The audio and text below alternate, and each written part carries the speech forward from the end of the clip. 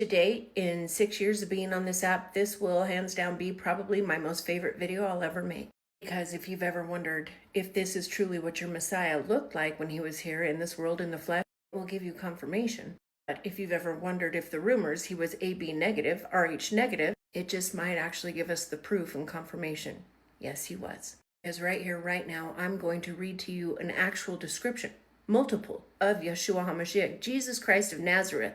Multiple first-hand points of view of those people who met him, encountered him, and even the one who convicted him, all of which who paint the exact same picture of the description of our Messiah, down to the color of his eyes.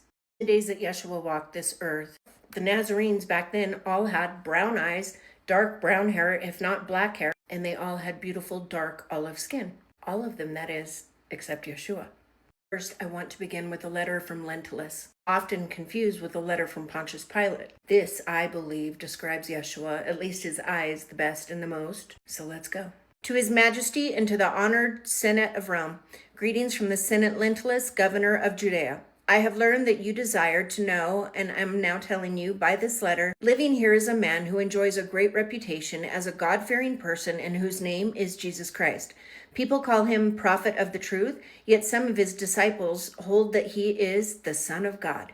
That is to say, the Son of him who created the heavens and the earth, and all that has ever existed, exists, and will still exist in all eternity. In connection with him, O Emperor, there have been many rumors every day of miracles performed by the said Jesus Christ. By a single word, he heals the sick and raises the dead. He is of medium height and of astonishing beauty.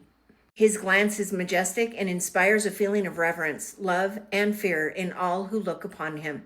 His hair has the color of ripe pistachios, that is reddish, light, and falls tresses upon his shoulders, and parts into in the middle of the head in the Nazarene manner. His forehead is high. This is important to remember. His forehead is high and expresses innocence and calm. In his rosy-colored face, neither a spot nor a wrinkle appears. His nose and his mouth give rise to no criticism, and his dense beard is similar to his hair, long and parted in two in the middle. His look is imposing and serene. He possesses sparkling eyes. Oh, I love that. The light shining forth from his face is like sunshine, so that it is impossible for anyone to behold him too long.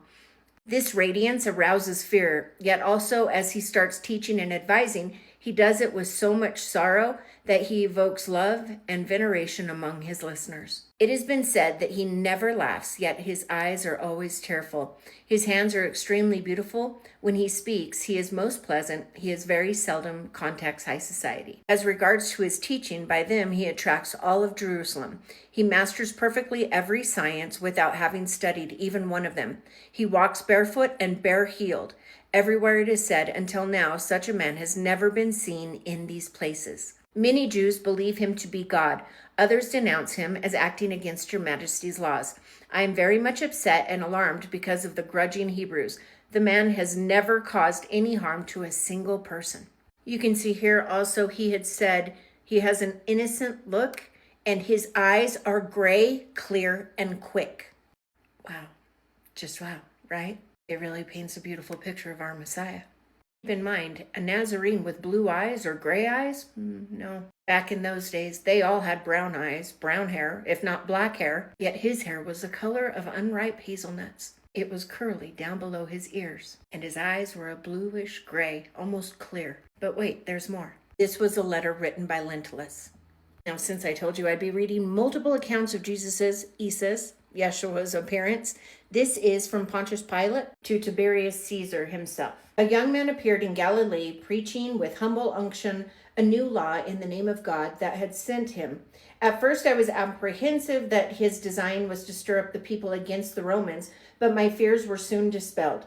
Jesus of Nazareth spoke rather as a friend of the Romans than of the Jews. One day I observed in the midst of a group of people a young man who was leaning against a tree, calmly addressing the multitude. I was told it was Jesus. This I could have easily suspected, so great was the difference between him and those who were listening to him. His golden-colored hair and beard gave to his appearance a celestial aspect. Y'all, Yeshua looked so different than the typical Nazarene, who, like I said, would have dark hair, almost black hair, brown eyes, and dark olive skin. Even Pontius Pilate could tell immediately that Yeshua was different, with golden blonde hair and a golden blonde beard, that it gave him a celestial appearance. Full body chills. Where was I? Oh, that's right. His appearance, a celestial aspect. He appeared to be about 30 years of age. Never have I seen a sweeter or more serene countenance. What a contrast between him and his bearers with their black beards and tawny complexions. Unwilling to interpret him by my presence, I continued my walk, but signified to my secretary to join the group and listen. Later, my secretary reported that never had he seen in the works of all the philosophers anything that compared to the teachings of Jesus. He told me that Jesus was neither seditious nor rebellious, so we extended to him our protection. He was at liberty to act, to speak, to assemble, and to address the people. This unlimited freedom provoked the Jews, not the poor, but the rich and the powerful. Shocked face. Later, I wrote to Jesus requesting an interview with him at the Praetorium. He came when the Nazarene made his appearance. I was having my morning walk, and as I faced him, my feet seemed fastened with an iron hand to the marble pavement, and I trembled in every limb as a guilty culprit, though he was calm. For some time, I stood admiring this extraordinary man. There was nothing in him that was repelling, nor in his character, yet I felt awed in his presence. I told him that there was a magnetic simplicity about him and his personality that elevated him far above the philosophers and the teachers of his day. Now, noble sovereign, there are the facts concerning Jesus of Nazareth. I have taken the time to write to you in detail concerning these matters. I say that such a man who could convert water into wine, change death into life, disease into health, calm the stormy seas, is not guilty of any criminal offense. And as others have said, we must agree, truly, this is the Son of God. Your most obedient servant, Pontius Pilate. And so there you have it. Two different men that encountered our Messiah in the flesh, face to face, and each saying the same thing. His hair was chestnut, golden, and to his ears, below it, to his shoulders, was curly and handsome. His hands and his arms were beautiful, and he was always calm. But there are two very important things about his attributes, about his characteristics, two that speak volumes.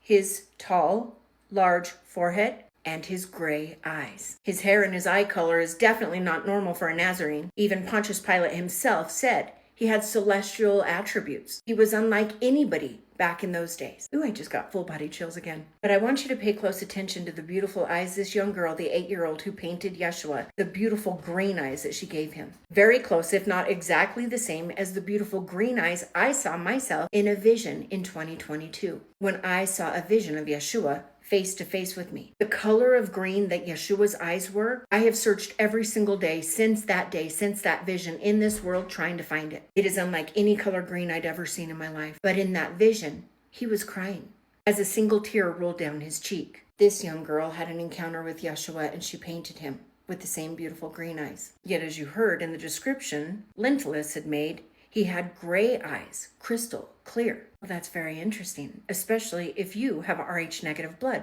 because one of the traits that those of us with Rh negative blood, most of us share, our eyes change colors. I know mine do. Green, blue, and even gray. And my eyes change color with my emotions. And when I cry, my eyes are always green. Always. When I am happy or normal, they're blue. But when I am upset, when I am angry, they are gray. When I saw Yeshua, his eyes were green and he was crying. When that young girl saw Yeshua, his eyes were green. And just like when so many people have encounters with Yeshua since his passing, he's emotional. He is sad for this world. And she saw his eyes when they were green. Yet they were gray when Lentulus saw them. But there's one other attribute that makes me realize, aha, it's screaming Rh negative, and it is the tall forehead that Yeshua had. Another attribute of those of us with Rh negative blood. You know who else had tall foreheads? The Nephilim. I guess you could say they get that trait from their fathers, because it is a celestial trait, because celestial entities, angels, have tall foreheads too. Now, it is vital that you understand in no way, shape, or form am I saying Rh negative has anything to do with the Nephilim. I'm just letting you know that angels, celestial beings, good or bad, they all share the same trait, large foreheads. Pontius said it himself, he had a celestial appearance. Of course he did. because he absolutely was. Now you know what our Messiah looked like, and all signs point to RH next. Oh, I just love you with my great big gigantic heart and my forehead.